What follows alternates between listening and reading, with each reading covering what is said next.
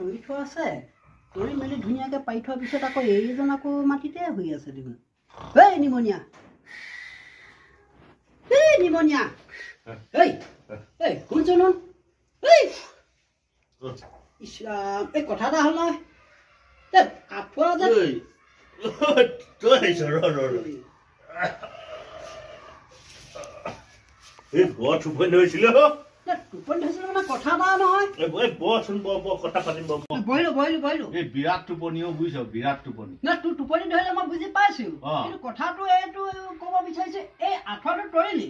আঠুৱাটো তৰি আকৌ বিচনাখনত ধুনীয়াকৈ খুচি মেলি থৈছ আকৌ তাক নহয় যাতে মাটিত শুই আছ দেৱেন আজি মানে বহুত ডাঙৰ কাম এটা হ'ল বুজিছ নাই কি কাম দেৱেন এই ক মানে বিচনাত শুইছিলো শুই আছো মানে টোপনিটো ধৰোতে কেনেকেনো মহ কেইটামান সোমালে একদম মানে ৰক্ষা দিয়া নাই নহয় আৰু এফালৰ পৰা কামুৰি মানে আৰু একদম মানে পুৰা অৱস্থা বেয়া কৰি দিলে দমন বনাই দিলে আপোনাৰ হাত সেইকাৰণে ময়ো ভাবিলো মহ তহঁতিয়ে পাৰ নেকি মহক ঠগি দিলো নহয় বাপেকে কি মহক ঠগি দিলো মই বুজা নাই মহক ঠগি দিলো আজি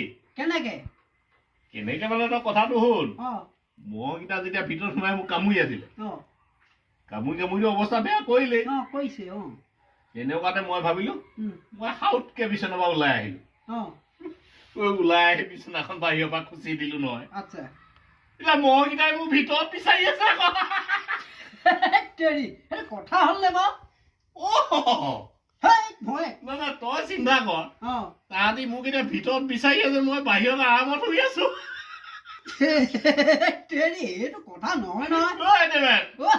আজি মহক ঠগি দিলো বাপেকে জানো পাই মহে তোক ঠগিলে নে তই মহক ঠগিলি মই একো তলব বিষয় নোৱাৰিলো